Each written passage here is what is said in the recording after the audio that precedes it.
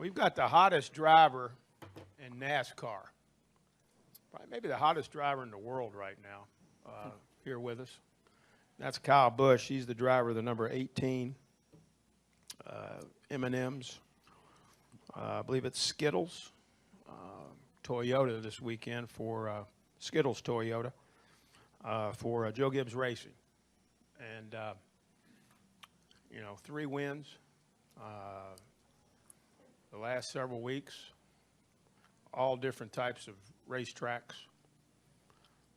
This guy has showed that he is on top of his game. Kyle, talk about, the little run you have going here. And,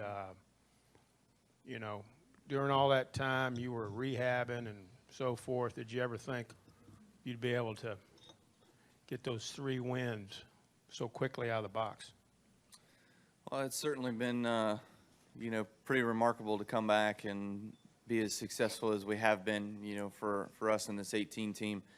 Certainly it started out a little rough, but it's certainly gotten a heck of a lot better here as of late in the last 3 of 4 weeks. So guys have done an amazing job. I can't thank them enough for just the work that they've put in and just the job that all of Joe Gibbs Racing has done to get our company driving a little bit better and our cars a little bit better, setups a little bit better. Everything's just kind of coming together. TRD with the engines as well. So, it's just been a process, and, all of our guys are doing a good job at that. So, I've enjoyed the last little bit, the stretch we've kind of been on. I hope it continues.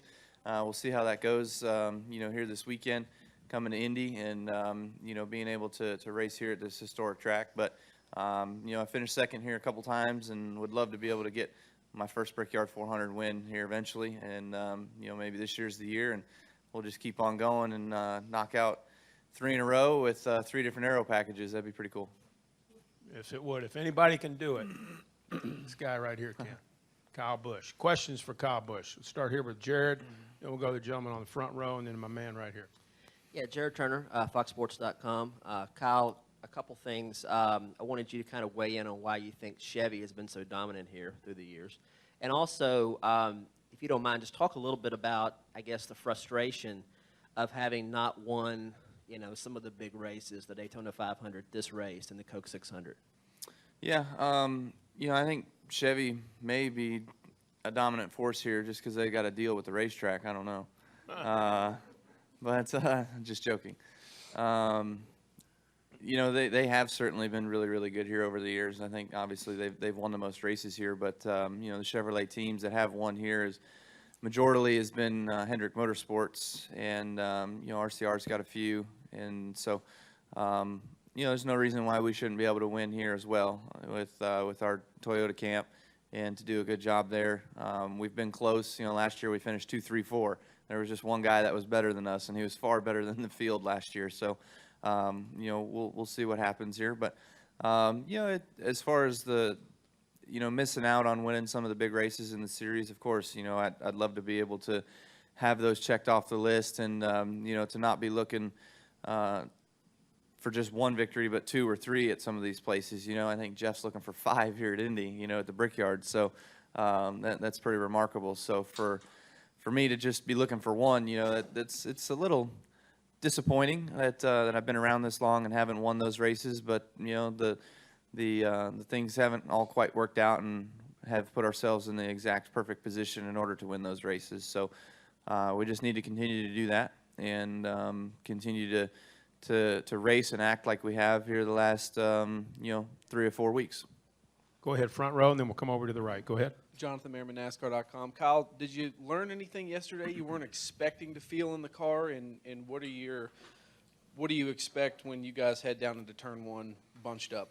Yeah, I think yesterday was a good day for learning. There was a lot of different things that that happened. Mostly everybody was kind of running single car stuff, just trying to get a feel for what they had. And then I think later in the day there were some cars that were on some long runs and some other guys that were on some shorter runs, and you'd see them kind of catch up to those guys. And just seemed like the effect of the car, the second car, was just loose.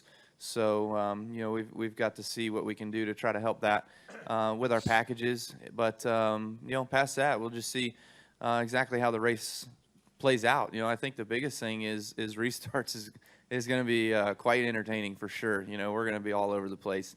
There's such a big drag effect, and 2 cars side by side is going to be huge for that 3rd car behind them.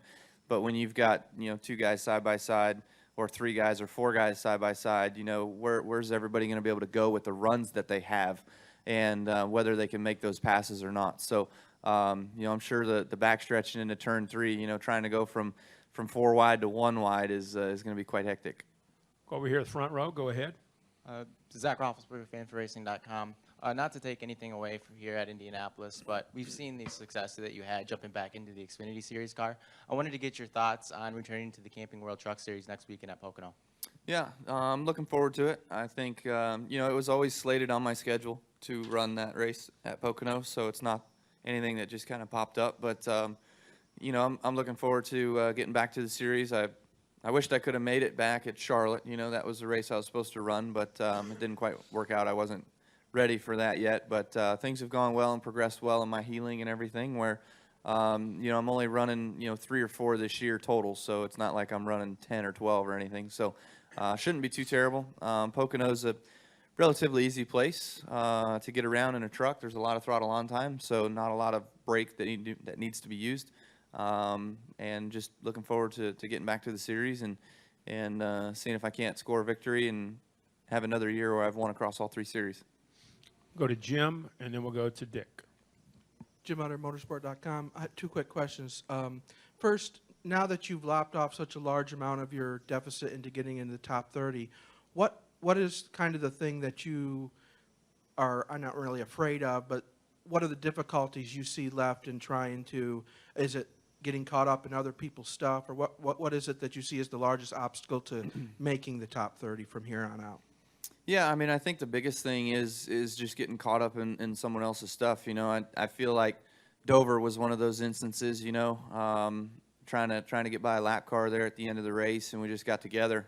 He wasn't sure I was there or knew I was coming, and we got together. So you've got those situations that can come up any week, and that could be frustrating. So we don't want to have any more of those happen. But you look at Watkins Glen, it's always kind of an unknown. I feel like our road course program is pretty good, and if we can be up front, I feel like that'll take care of itself. But restarts, man, they can be quite crazy. So there, probably Bristol, you can be leading the race and lap cars get together in front of you on the straightaway, and you can get involved in it. So that's certainly one that you look at as being a challenge as well. But of course, I made my own mistake at Michigan earlier this year, so. There's so many different things. It's racing, and you just got to let it play out. There's going to be a lot of different ways that these races can play out. So hopefully we're on the good end of it. Go ahead, Jim. Finish up. Your 18 team itself has seen a lot of highs and lows. Your team guys. What have you seen since you've been back from them? Do they seem, and that you've won these races? How do you think that your team's attitude has changed? I don't know. When I got hurt, everybody was, maybe a little bit down in the dumps, but they knew there was still work to be done, and so they just continued on and powered through, and did a really nice job of being able to just get through all the different circumstances that came about. They had no idea what was going to happen. They were actually eating dinner when I crashed in the Xfinity race, and they were like, "Well, we better go to the racetrack," because they knew. That there was work to be done to change his seat out and everything else, and they didn't even know who was going to be driving it until probably midnight that night. And then of course the weeks following, whether it was going to be David Reagan or whether it was going to be Eric Jones or whoever, obviously there was some finagling that had to happen there, and to get who was going to drive in the seat, but. They've done a really good job. There's been a lot of ups and downs. They've had some good qualifying runs, some bad race performances, some bad qualifying runs, and some good race performances. So it's just racing, I think. It just goes all over the board. Go ahead, Dick. Yeah, Kyle, Dick Mittman, the 500 Old Timers. What was your mindset after your injury? Did you talk to Tony Stewart any about how he got injured and came back, and what was your mindset? Yeah, no doubt. Tony was actually the first one to the hospital. As soon as the Daytona 500 was over, he was there, and he actually told everybody that was on his plane that they were going to wait. He was there for about 4 hours. So we had a good talk. We had a good discussion about just what it was like, and the process he had to go through, and how long it was probably going to be or what it was going to be. But in all reality, our injuries were the same but entirely different. His was much more severe than mine. So, just being able to talk with him. But my mindset was okay. At first I was like, oh, I'm never going to race again. I don't know what I'm going to do. All those things go through your mind. But, you just continue to power through and listen to your doctors and those that are around you. And of course, my wife and the support system that I had. So it was, I wouldn't call it painless. There was certainly a lot of pain, but, it went really, really well as far as you could say any injury healing goes. But I was pretty pleased with everything. Go to Bruce and then Dustin. Go ahead. Bruce Martin, race day on Fox Sports Radio and Speed Sport Magazine. Does it surprise you how quickly you've lopped off the deficit to 30th place? And also, follow-up question, what's your first recollection of that paint scheme? I'm guessing you were probably only about 8 or 9 when the Skittles car first arrived in NASCAR. Yeah. As far as the deficit goes, I feel like we've done all we can do. 3 of the last 4 weeks we've won, led a lot of laps, and we've gotten some good bonus points and whatnot. But we just got to continue to do that and to run top 5, run top 10. Obviously the better you do, the more points you're going to chunk off. So, that's what we're here to do. So, I feel like there's an opportunity now for us to be able to completely kill the deficit, probably 2 races before the cutoff, which is good. Earlier this year, probably 4 or 5 weeks ago, I guess you'd say it was going to be close to get there and get it done. But the better we can do in being able to just get that deficit knocked off sooner rather than later just allows us to be able to breathe a little easier and allows us to just have some fun and get ready for the chase. And the Skittles. Yeah, I remember the Skittles paint scheme. I was a kid. I think it was 97 or 98 that it came out, and it was Ernie Irvin's car, the 36. So certainly, a lot less rainbow on my car than that car was. That car was all rainbow. But I said yesterday, we probably don't have enough rainbow on our car. But all in all, love the Skittles scheme. Love being able to drive for those guys. They're quite quirky if you follow them on Twitter. So. It's pretty fun to be a part of that sponsorship program and having M&Ms and everybody else on board too. Got time for 3 more. He's on a tight deadline. We're going to go Dustin, Jeff, and Bob. Dustin Long, NBC Sports. 2 quick things. Kyle, yesterday you were following Tony Stewart for a couple laps in practice, and it looked like you were having some struggles getting by. Can you kind of talk me through what you went through, if that was any different from years past, because I know it's difficult to pass here. And secondly, how does Adam Stevens help you to be better? So yesterday I was behind Stewart. I think he was on a little older tires than I was, but I ran him down from a ways back, and then when I got to him, obviously the draft was a huge effect going down the straightaway, and you could really get a tow. You probably, I don't know, I want to say I was like 7-8 lengths back down from the beginning of the straightaway, and then to the end I could almost pull out and pass him, but it just wasn't quite a big enough run to get there. But then once I got to the next corner, I was really loose, and I wasn't able to stay within that close enough range in order to come off a turn 2 and have that drag effect to be able to help me down the backstretch to get alongside of them. So you're gonna have to be able to time your stuff a little bit and work around the aero effects that you get through the corners in order to help or to have a bigger effect or to have that help that you get down the straightaway from the toe to be able to utilize that. And what was the second one? Adam, he's a really good leader, and he stays pretty focused most of the time. And you can rattle him a little bit certainly, but he does a good job of being able to manage his guys and to let them do their job and to just be able to help me. If he's not micromanaging his guys, then he can help me more and stuff like that. So really, he's been a great leader so far. We saw that on the Xfinity side, me working with him for the last couple of years, and Joey working with him even the year before that. So he certainly wanted to be a Sprint Cup Series crew chief, and he went through the ringers at Joe Gibbs Racing in order to get that title. And now he's done a really good job this year of being able to help me, and we've worked extremely close together. He was never really certain how much time he'd actually have to spend with me, and I'm pretty sure it's too much time. So, with the Xfinity cars, you're in, you talk, you drive, you talk, and you're out. You know, you just leave it to them to do their job. But on the Sprint Cup side, it's a heck of a lot more convoluted than that. And I'm sure it's a lot more stressful for him as well. Jeff Gluck, and then finish with Bob Pockris. Jeff Gluck from USA Today. I wanted to follow up on Jared's question a little bit about the lack of big race wins. What degree does that bother you? Is it something that you're just like, well, it'd be nice to have, but we don't? Or is it something that really eats at you and something that you really, really want to check off on your resume?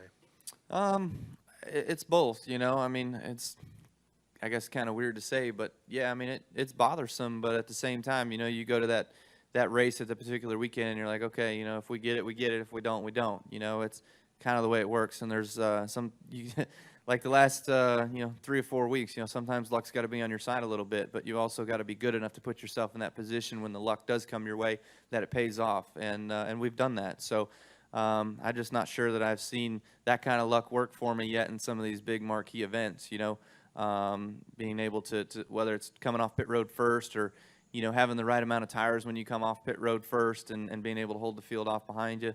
So it's all kind of depends, but I'd love nothing more than to win some of these big races. You know, I guess if you look at one of the top 4, you know, I've got the Southern 500, which is probably 4th on the list, you know. So to get those top 3, the Daytona 500, Brickyard 400, and the Coke 600, you know, those would certainly be nice accolades to add to my resume. Final question. Bob Pockris, ESPN. From what we can tell, from what we see from fans, people buy a lot of your merchandise. So I'm curious if you're familiar with the merchandise tent that debuts next week, and if you have an opinion on it. I'm familiar with it, yeah. And, you know, I don't know whether it's going to be good or bad. I think we're going to have to let it kind of play its way out. But I don't see any reason as to why it's not going to be better. You know, I think that having all the driver stuff in an area to be able to have fans walk through and check out and be able to grab and hold and touch and stuff like that rather than just being at a trailer. But, you know, it's disappointing also to see the trailers go away. You know, I know there's a lot of people losing their jobs, some of the drivers and the coworkers that work those trailers. So, you know, that's disappointing. But in this world and day and age, everybody's looking to try to save some money, and to save some money is, you know, less fuel cost up and down the road and less employees. You know, that's the easiest way to save on that business plan. And I'm not all focused in on it, but me being a team owner, I understand where most of our costs are, so I can tell how they need to work or operate in order to you know, keep the company striving. And to be honest with you, it's I guess back in the 90s, early 90s, it was striving, and it was really, really good throughout the 90s. And it was very popular, and it was a good business model. And the business models have changed so much over the years, and it's actually gone through 3 or 4 different ownerships in the last probably 8 years, you know. So now it's on to the next one. So we'll hope that, I think it's Fanatics, right? Let's hope that they can do a good job for us, and appreciate them stepping up and trying to take over and help us to, you know, re-energize the souvenir business. Thank you very much, Kyle Busch. Always a pleasure to have you in here, and good luck at the Brickyard.